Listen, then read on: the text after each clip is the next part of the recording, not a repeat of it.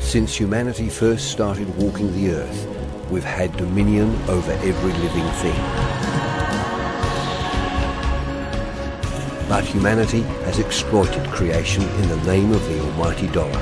Until today, around 1/3 of known life on Earth faces extinction. But there are those who are acting to save endangered species before it's too late.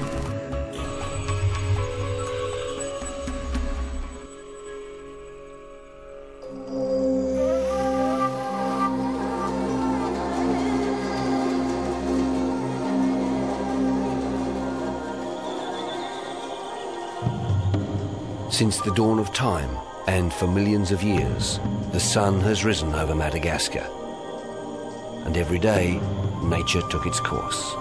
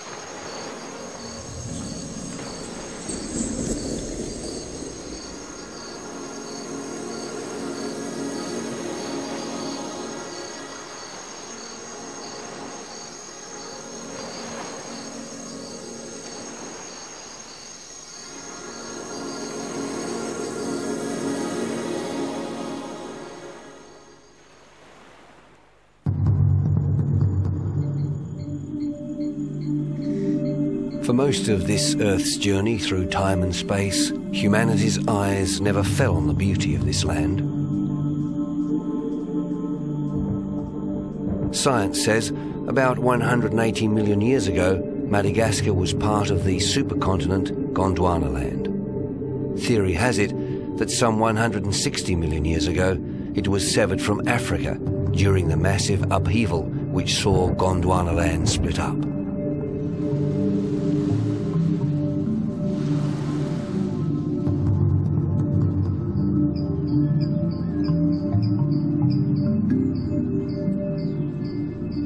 The assumption is that many of the creatures that live there today drifted across from mainland Africa about 58 million years ago and became stranded there. Madagascar became an island ark.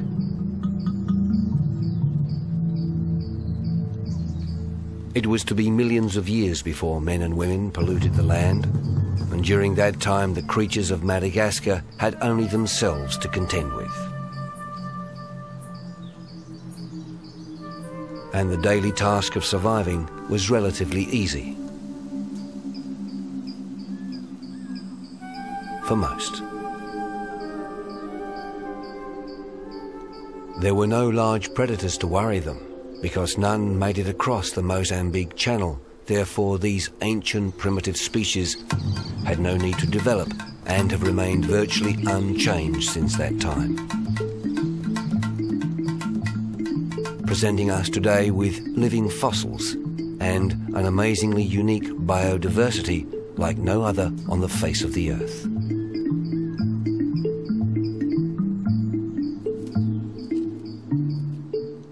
So unique is this biodiversity, the United Nations has declared Madagascar a special case and is doing all it can to help save Madagascar's endemic species from extinction.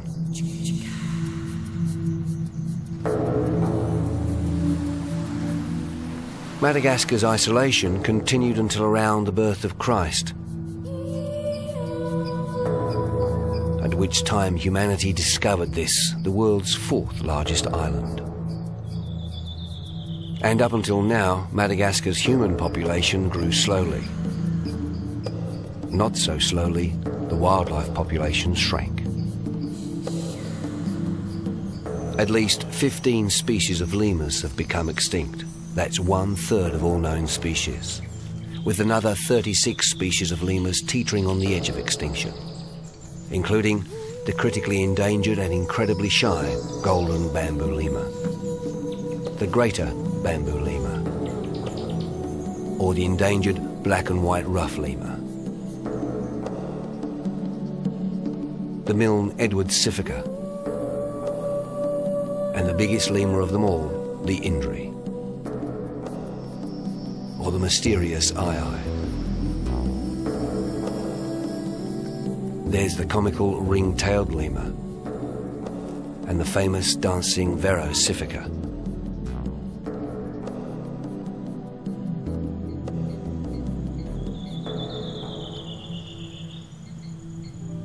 As well as having the world's most endangered species, Madagascar is also one of the world's poorest nations.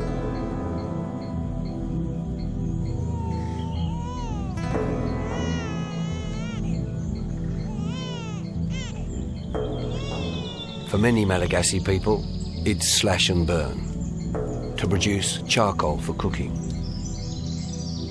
to grow rice to feed their families, or to create pasture for their cattle.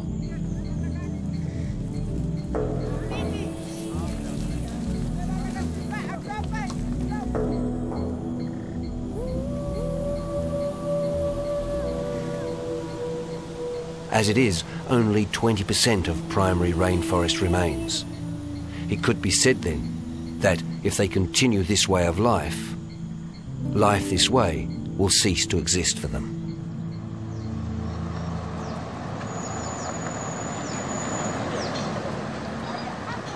It could be said that these people's welfare then is as endangered as Madagascar's wildlife.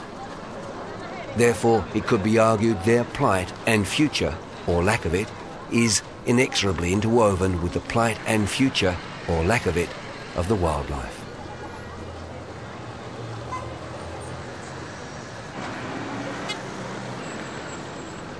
For the people to survive, so must their wildlife. For their wildlife to survive, so must the people.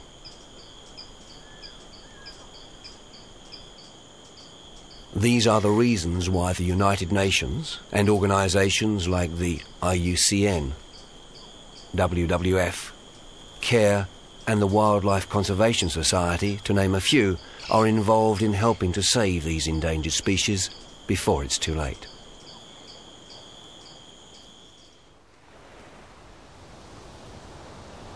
All of these organisations are involved one way or another with projects throughout Madagascar. One of the main projects is in the north of Madagascar, at a place which ironically had one of the first contacts with humanity, on an island called Nosimangabe, in the Bay en Tugel. Madagascar is one of the most important countries for conservation worldwide because it has such a high level of endemic species, that's to say species that are only found in Madagascar. Matthew Hatchwell works for the Wildlife Conservation Society, which runs the Bronx Zoo in New York. He and his family have been in Madagascar since 1995. Originally from England, today he is Conservation Technical Advisor for the Maswala National Park, of which this island, Nosimangabe, is part of. we're going through the whole process of setting up a new protected area, which, especially in a context like Madagascar, is, you're starting from scratch. The park and the island is managed jointly by him and ANGAP, the Madagascar National Parks Authority. The island is a unique microcosm in itself. Here, there are many endangered and common species alike. What we do know from the botanical surveys is that the vegetation of the island here is extremely rich. For an island this size, there are certain families, for example, the ebony species. For its size, Nosimangabe has a much greater diversity than a comparable area on the mainland of Madagascar. And this incredible microcosm of biodiversity attracts many visitors to the island. And many of the tourists come specifically to Nosimangabe to trek through pitch-black jungle, risking roots and mosquitoes and other unseen creatures of the night to find one of Madagascar's most fascinating creatures, the eye.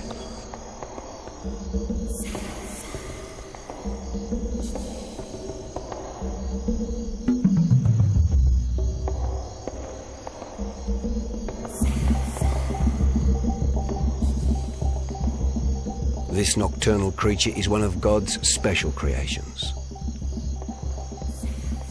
You could be forgiven for thinking it looks like one of Spielberg's gremlins. The eye is the most mysterious of all of Madagascar's lemurs. Although not as endangered as some of the other lemurs, it is probably the most threatened, mainly because of its looks, but also some of its eating habits. Coconuts, mangoes and lychees form part of the eye's diet, along with wood-boring grubs. Although there are no coconuts on Nosimangabe, eyes on the mainland have developed a huge liking for coconut plantation crops, and some plantation owners see them as pests and shoot to kill. These eyes, however, are happy to eat the wood borers that live under the bark of these trees. Their rather specialised diet has produced some interesting characteristics in the eye. Firstly, the middle finger is extremely long and wiry.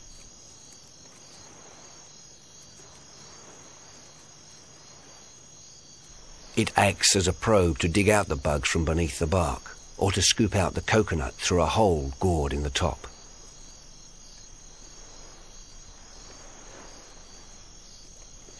Secondly, the eye's incisors have been reduced to a single pair. They are continuous growing with enamel on one side only, giving them razor sharpness that can cut through tree bark. But it's their looks which are their greatest enemy. Many Malagasy people fear the eye because it looks so sinister. Many believe it is evil and consequently kill any creature they see.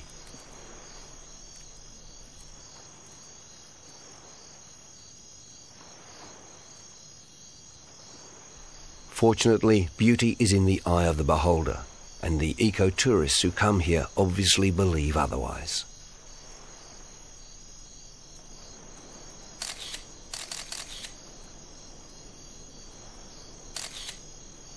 But there are other visitors who come at night who are not so welcome.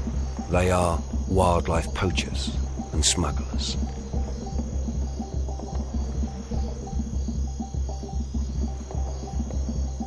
There's a persistent rumour that some fishermen, or maybe people who pose as fishermen when they come out, are getting off and taking chameleons and the leaf-tailed gecko, irreplaceable, taking them back to Marseille and then shipping them to Tana, where they're sold overseas. We don't know the extent of that problem by its very nature. It's a clandestine trade if it exists, but we have to take it seriously. And he does take it seriously, because these animals are so unique and so beautiful, they fetch a huge price on the world black market. A huge temptation for the dirt-poor villagers and fishermen. In fact, the illegal pet trade is worth millions of dollars. Those cents, rather than dollars, filter back to the Malagasy poachers. Worldwide animal smuggling is second only to drug trafficking and is just as lucrative, but without the penalties. Therefore, they are constantly under threat, and Matthew and his conservation agents have to be vigilant.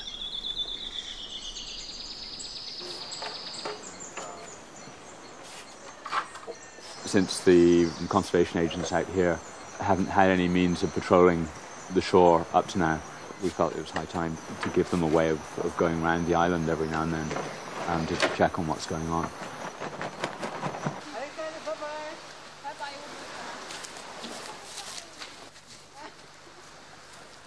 It's a very rugged island. It takes quite a long time to get around. There aren't footpaths to all points of the island. And we found that they can make it all the way around the island in 3 hours, which on foot is absolutely out of the question. Can't do it. And so we hope it'll be a very efficient way as well for them to patrol.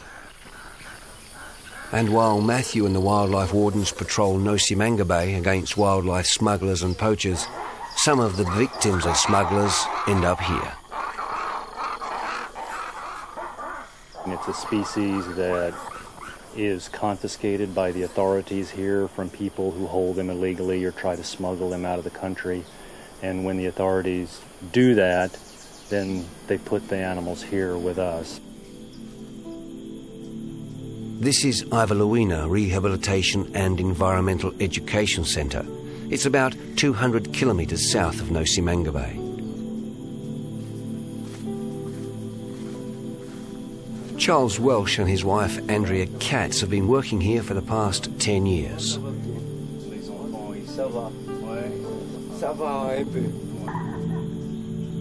However, caring for confiscated animals is not their main concern. Ivalawina is actually part of an important network of worldwide zoos under the banner of the Madagascar Fauna Group, dedicated to captive breeding endangered wildlife and reintroducing them back into the wild. What we're trying to do in terms of captive breeding is really concentrate on the endangered species. Up at Betampun Nature Reserve, about 30 kilometers northwest of here, we've done we're working on a reintroduction project of black and white ruffed lemurs, Varicea. And in '97, we introduced the first group of captive-born black and white ruffed lemurs. They were captive-born in the United States, brought over a very strict process of medical evaluation before they went into the forest. There was a further release of captive-bred animals in 1998. They are all doing well, though some better than others. We have lost some animals. We've lost one animal to a fossa, the large predator here in Madagascar. And we've lost one to a fall, and one disappeared. But the others are surviving, they're doing fine. And especially the group that was released in 1997 has adapted quite well and are eating totally forest fruits. They're all provisioning now. The female just had triplets about 2 weeks ago, has 3 babies that are now doing fine, moving around a little bit, so we're really pleased. These baby black and white ruffed lemurs are around 3 months old.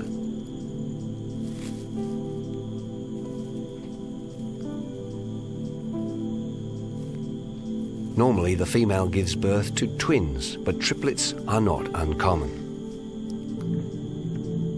The parents are extremely gentle and loving with their young, as is obvious from the way they're fussing over these babies.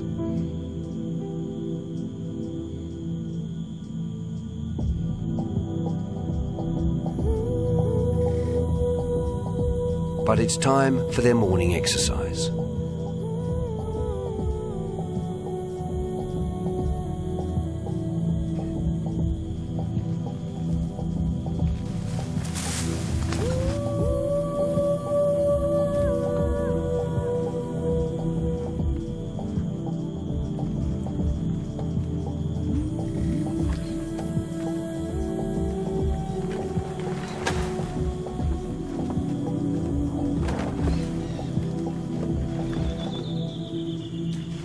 As parents, they share most of their responsibilities, but it's the female that does the carrying. Normally this lasts just for a few weeks, maybe a month or so, but it's extremely rare to see a 3-month-old baby still being carried by its mother.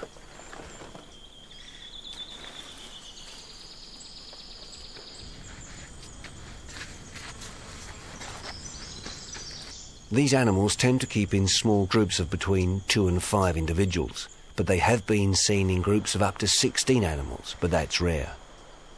One of the problems for this species is that despite the fact they are gregarious and mates are relatively easy to find, mating opportunities are rare. The female is only in season for between 1 and 3 days a year, and copulation will only take place during a brief 12-hour period.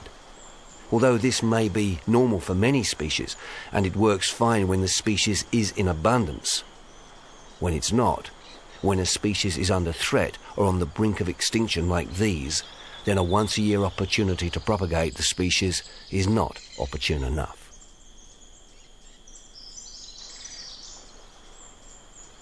And with morning exercise over, this group is settling down for a wash and a doze in the nest which mother has made from leaves and her own fur, which she plucked from her flanks.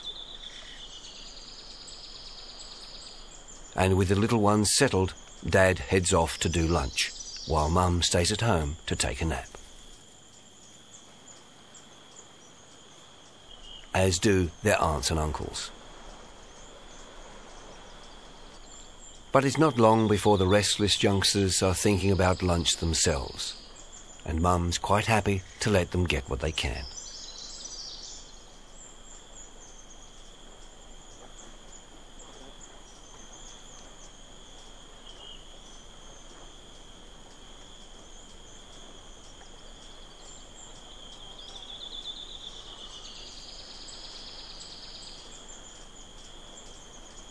When they've had their fill, Mum decides to go off and join their father.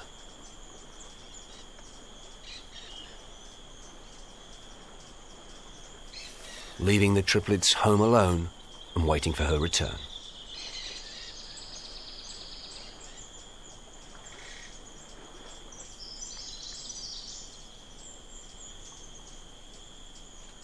But while Mum and Dad are away, back at the nest, the young ones are concerned about a huge kite that's circling overhead.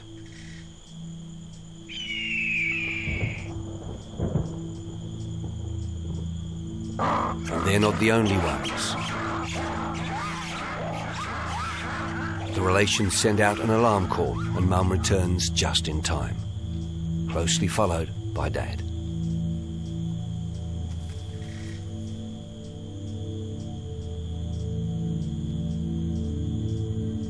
But the occasional circling kite is only a threat to the individual, no threat at all to the species. The threat to this fabulous species comes from a much more destructive and dangerous animal: humanity. The biggest threat is deforestation, plain and simple. Whether it be like on the East Coast for slash and burn agriculture, planting of hill rice, whether it be for burning pasture land for cattle so that you get a good green growth on the new growth on the grass that the cattle like to eat, whether it be cutting trees for making charcoal. All of these are serious problems, and compared to hunting, compared to any other problem here, environmental problem here, deforestation is by far and away the most serious. And the biggest cause of deforestation, apart from logging, is the need for rice. It's estimated that on average an adult eats 1 kilo or 2.2 pounds of rice per day. And that's a lot of rice. And that demand for rice is going to increase dramatically because the human population of Madagascar is expected to double by the year 2020, which means the demand for rice in Madagascar is going to skyrocket, and the country's low fertility soil just can't stand that increase. So more forest will be threatened. Almost half the population of Madagascar are under 18, so the population is really booming, and need more food, cutting down more rainforest to provide rice paddies and grazing for cattle. Dr. Frankie Kerridge works at Ranamafana National Park, another major conservation project. Run by Dr. Patricia Wright from the New York State University, Dr. Kerridge works with some of the most critically endangered species in Madagascar, the greater bamboo lemur and the golden bamboo lemur. The golden bamboo lemur was only discovered in 1986. It's believed only 1,000 of these gentle primates exist in the wild, and again they are threatened by Madagascar's primitive slash-and-burn agriculture. The golden and greater bamboo lemurs are so rare they have been given the highest priority offered by the IUCN's Red List of Endangered Species. This means, come what may, this species has to be saved. That is why there is so much intense study into these animals' behaviour. And Dr. Wright's researchers have found many interesting things. For example, the golden and greater bamboo lemurs' eating habits are unique. The bamboo lemurs eat only the giant bamboo, the bamboo creeper and the bamboo grass. And the greater bamboo lemur's diet is 98% the same, except it may also rarely eat other plants like the flowers of the traveller's palm.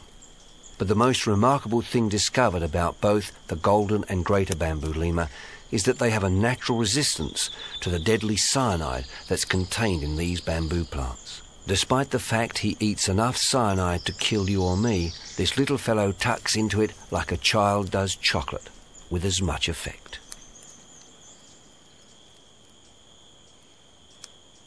This is the pith of the giant bamboo. It's a young pith.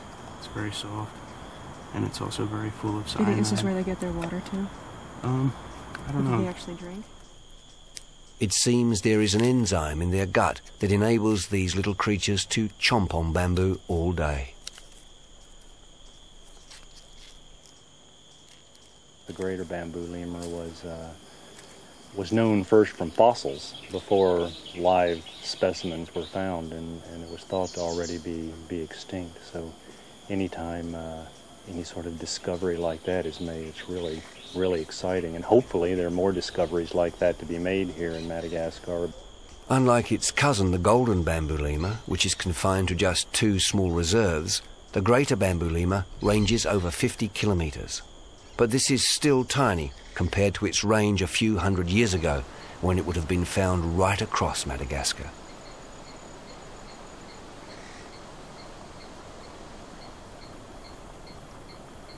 These critically endangered species are really only afforded protection in national parks and reserves. Elsewhere, they are still hunted for food. If bamboo lemurs are to survive, this hunting has to be stopped. And the only way that can happen is for other areas of Madagascar to adopt a similar approach to conservation, and that means education. And that's an important part of the programmes that are here. All the international researchers that come here, each one has a Malagasy counterpart who may be a student or an assistant. And then also they work with a guide who may have some training already but may get extra training or a training in a different area.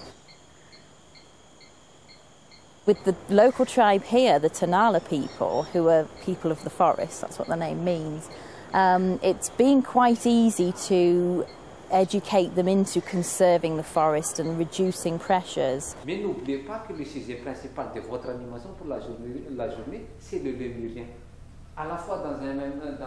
And there are examples of this sort of thing happening elsewhere in Madagascar. Conservation organisations have realised that it is important to involve the local people in conserving their natural history, not to exploit it for food or by poaching it for wildlife smugglers. This class is being run by the Maswala National Park Authority. It's teaching its guides not only about the importance of their forest and wildlife, but the importance of ecotourism to their future. Amand Marozafi is the head guide and works with Matthew Hatchwell on Nosy Manga Bay, the island where the tourists come to see the eye. Armand's job is to take the ecotourists into the forest. But before he does, he gives thanks to God for his creation and for allowing him the success on the previous night in seeing the shy and elusive Ai. Most of the Malagasy people don't understand what the Europeans arrive here for visiting this island. Some of them think that they look for some gold. But since these courses have been running, the local people have learned otherwise. That in fact, Europeans come to Madagascar for a treasure of a different kind. The wildlife. It's okay, you can see.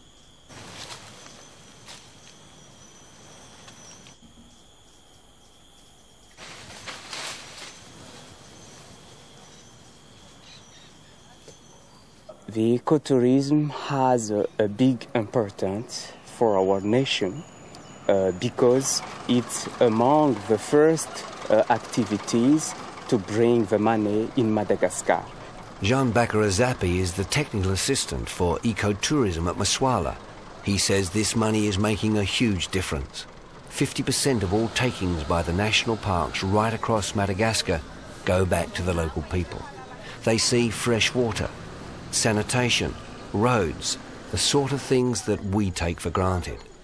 The local people are realising that if the wildlife survives, then so do they. If the wildlife is protected and nurtured, then so are they. It is a solution that appears to have an holistic result. Everyone's a winner.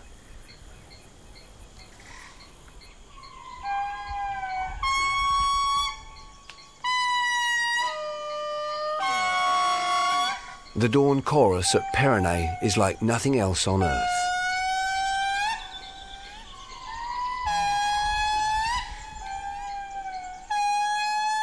Meet the Indri.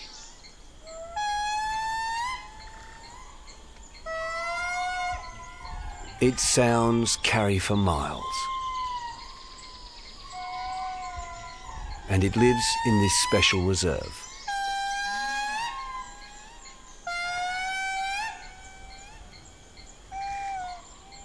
The Indri is the largest of all Madagascar's lemurs.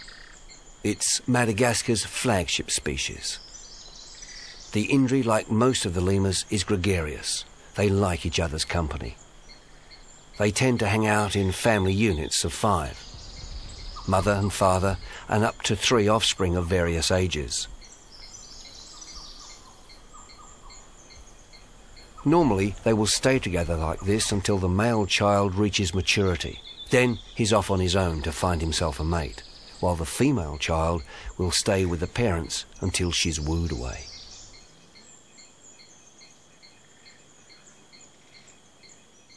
First of all, Indri is like a human. Their way of life is like a human.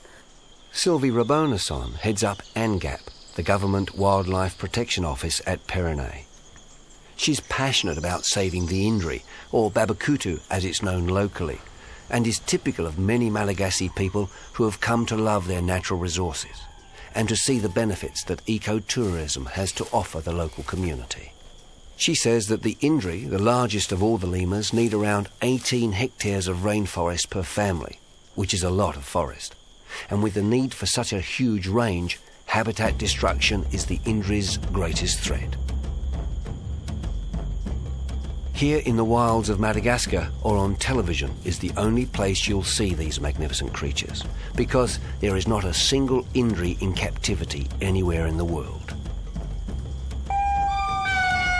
You'll not hear this animal's cry echoing across the world's big cities as zoos feed the animals their breakfast, because Babakutu, the Indri, simply die in captivity.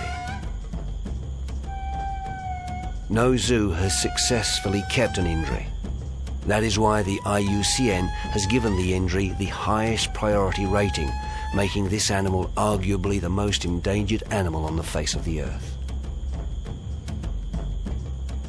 If they die out in Madagascar, then that's it. That's the end. There are no stocks in zoos, no captive bred species anywhere in the world as backup. At one time, these incredible creatures were seen all over Madagascar, but not anymore.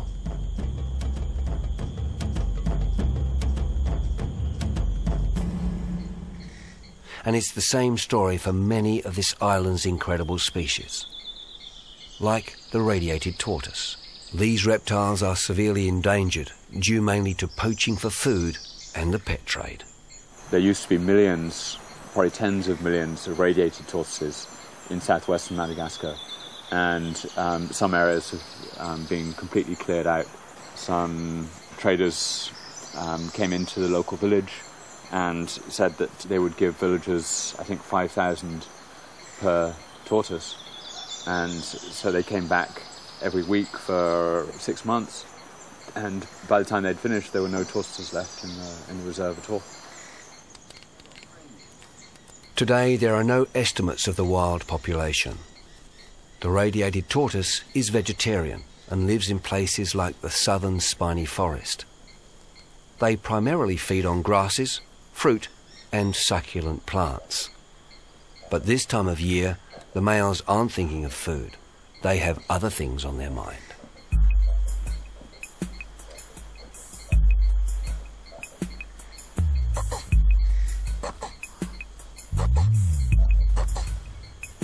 And that is to spread their genes as widely as possible. The males begin to mate when reaching 13 inches long, females slightly shorter at about 12 inches. And nothing will stop these single-minded males getting exactly what they want. And if the female is not interested, he will try to tip her over.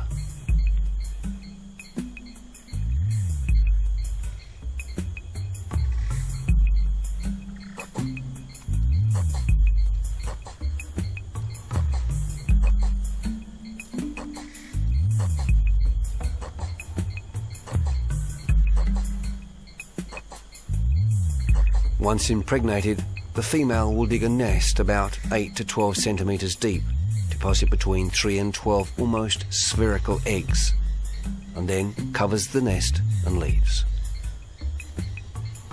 About 20 to 30 weeks later, the 3 centimetre long babies hatch, and the species takes another small step towards repopulation and survival. But like so many of the island species, there is already nowhere for them to go. There is very little of the spiny forest remaining. Their habitat has all but gone.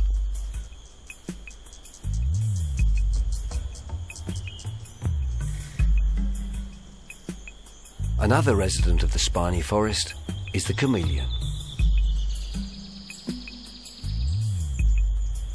50% of the world's chameleons live only in Madagascar.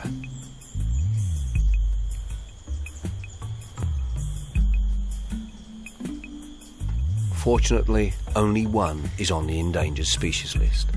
Nevertheless, these chameleons are threatened because their habitat is threatened. The chameleon is an amazing creature. They have developed numerous biological and anatomical adaptations that make them supreme hunters and masters of camouflage.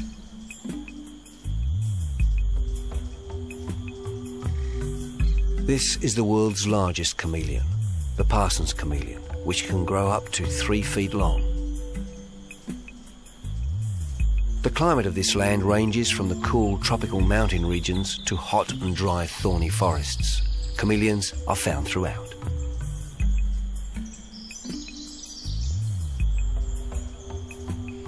The most amazing feature is their eyes. Their independently rotating eyes allow them to look in 2 different directions at once, enabling them to search for prey while keeping one eye out for predators. But once the chameleon has spotted its prey, both eyes focus in so it can accurately judge the distance. Their excellent eyesight is able to achieve accuracy close to 100%. Another of their amazing adaptations is their tongue. Chameleon's tongue is more of a deadly weapon than a tongue. It is made up of multiple parts that enable it to shoot over huge distances. The first part is the hyoid bone, which allows for the initial spring in the tongue.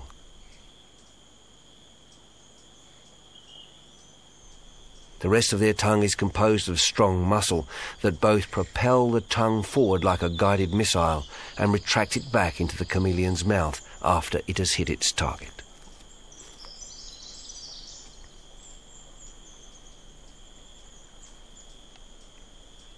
Although popular belief has it that chameleons change colour to blend in with their environment, that in fact is not the case. Instead, they use colour changes to display their mood and health and to communicate with other chameleons. Their ability to change colour resides in their unique skin cells, the pigment in these cells, the way they expand and contract, plus hormones that are released into the chameleon's system when it responds to certain stimuli. They all combine to cause the change of colour to occur. And if you think this chameleon is difficult to see because of its camouflage, try spotting this one.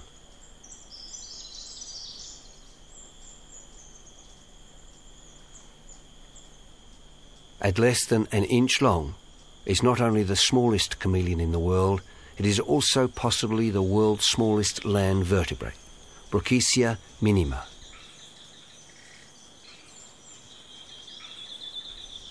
But it has all the same attributes as its bigger cousins. The same sticky tongue, same swivelly eyes. And as its habitat disappears, it is just as threatened as the bigger chameleons.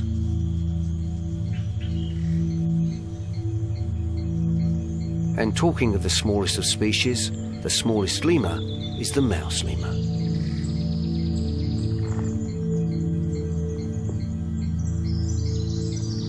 And although not technically endangered, this nocturnal lemur, of course, is as threatened as its habitat.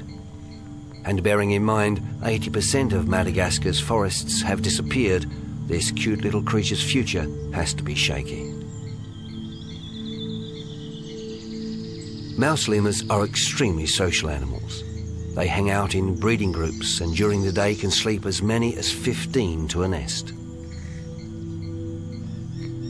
They feed mainly on tiny insects which live on tree bark. They're also known to eat sap and gum that excretes from some trees. They're also partial to fruit.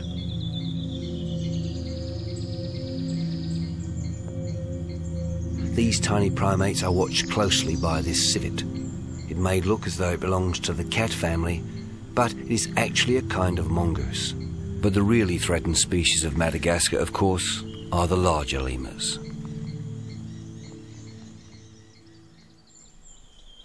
Like these ring-tailed lemurs who are out for a stroll.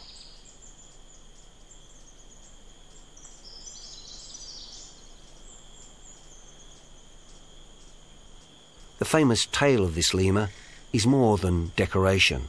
Pointing skywards as if defying gravity, this tail is used by other ringtails for recognition. But the tail is also used as a sensor to waft pheromones through the air. This is part of a ritualized aggression.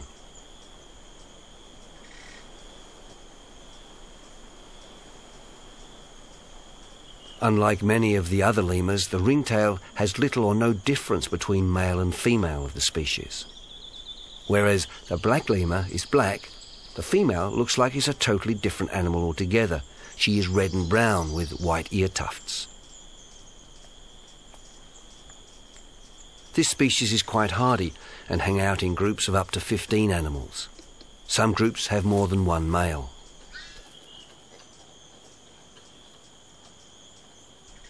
The female only gives birth to a single offspring once a year, usually between September and November. This youngster is only a few weeks old. She hangs on tight to her mother's back.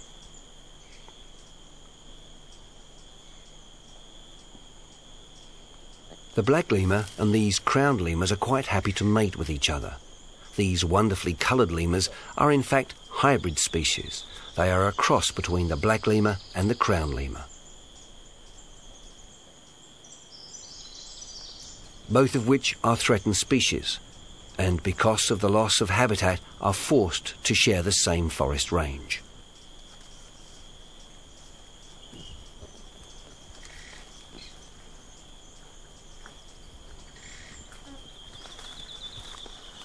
The fact that two species have mated together is biologically interesting, but you're left with the question, would that happen naturally, or has the loss of habitat resulted in a freak of nature, a biological oddity?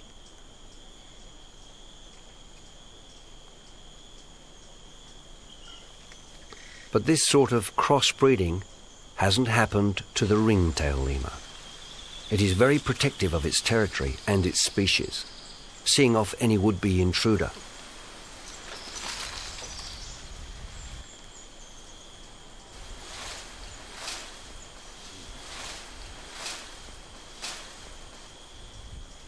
Like other lemurs, the ringtails are gregarious and live in multi-male communities of about 24 individuals.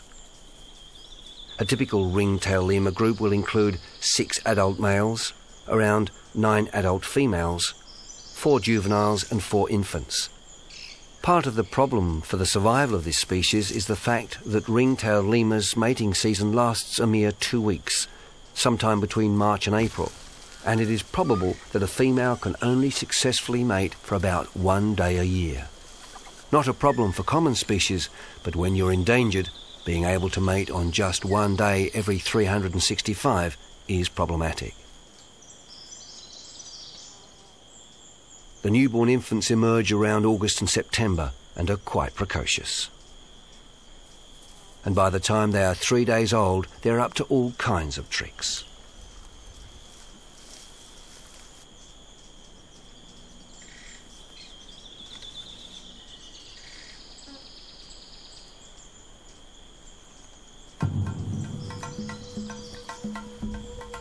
Another species of lemur that appears to get up to some strange tricks are these amazing dancing Verocifica, another of Madagascar's threatened species.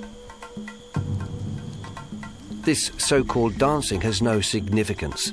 It's just another way of moving from A to B, and it's unique to this one kind of lemur.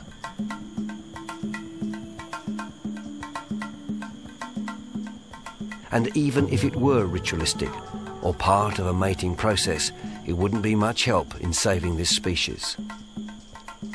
As with the ringtail, this lemur only has a single mating season, which adds to the problem of conserving this species.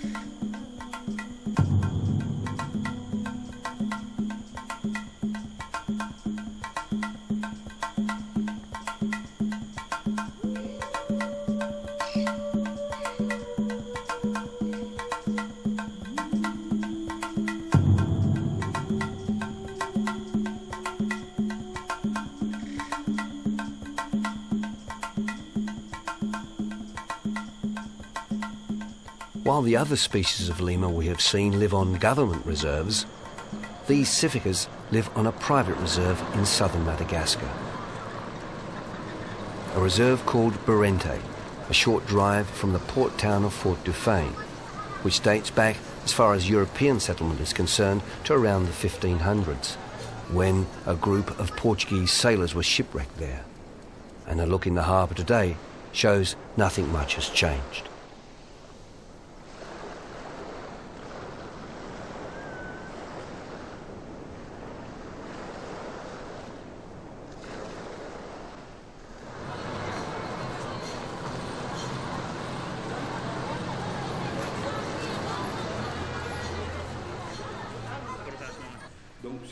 Henry de Ulm, who owns Berente, operates many of his businesses from here.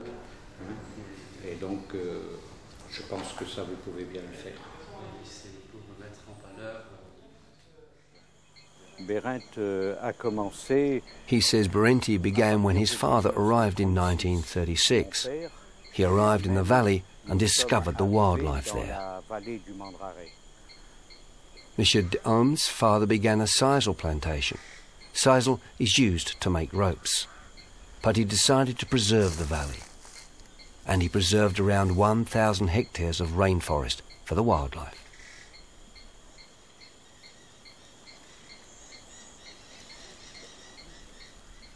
The population of the region has grown dramatically over the past 30 years, and Monsieur de Ulm says if his father hadn't preserved the 1,000 hectares, which is Berente, then today it would not exist, and neither would the wildlife. He says he thinks that everything would have disappeared if it hadn't been for the establishment of Barenti. Barenti is one of the most famous reserves in Madagascar. It has done almost as much financially for the region by bringing in ecotourism as his sisal plantation. La population commence à comprendre que l'écotourisme est une richesse pour Madagascar. He says now the population is starting to understand that ecotourism can bring wealth to Madagascar. At the same time, it educates the people about the importance of preserving the ecosystem. He says the Malagasy are learning that the conservation of their nature is important for tourism and the key to their and the wildlife's future. Vous avez des plantes, vous avez des animaux qui n'existent qu'à Madagascar. Ça, autrefois, personne. So with people like Monsieur d'Orme and the others, Madagascar's unique wildlife has a chance of survival. These people are acting, we hope, before it's too late. Ecotourism has got a lot of potential for Madagascar. Madagascar has still got this mystique, which I think attracts a lot of people to come here. But it would be wrong to think that the protected areas can exist on the strength of ecotourism alone. Whether we've acted before it's too late to save Madagascar it really will be answered in the next decade. It's really crucial what happens from now on. But it really depends what happens in the next few years. So hopefully we can make it happen. So the next few years are crucial, and all the experts agree that survival of Madagascar's amazing wildlife and the improvement of the Malagasy's way of life are interwoven. The benefits of the old world have come at a cost. It has lost much of its wildlife, and many people are suffering from an emptiness of spirit. Indigenous people will tell us this is because modern society is divorced from the land, from nature, from creation. There's not much we can do to change the old world, but we can help to form the developing world by encouraging the Madagascan government to continue to establish reserves and national parks, by encouraging foreign investment and industry to be eco-friendly.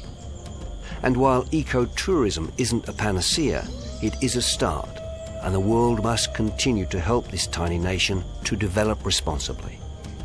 In short, if Madagascar's human and wildlife populations are to survive and coexist, then they must be helped not to make the same mistakes as the old world. If not for the wildlife, then the people. If not for the people, then the wildlife.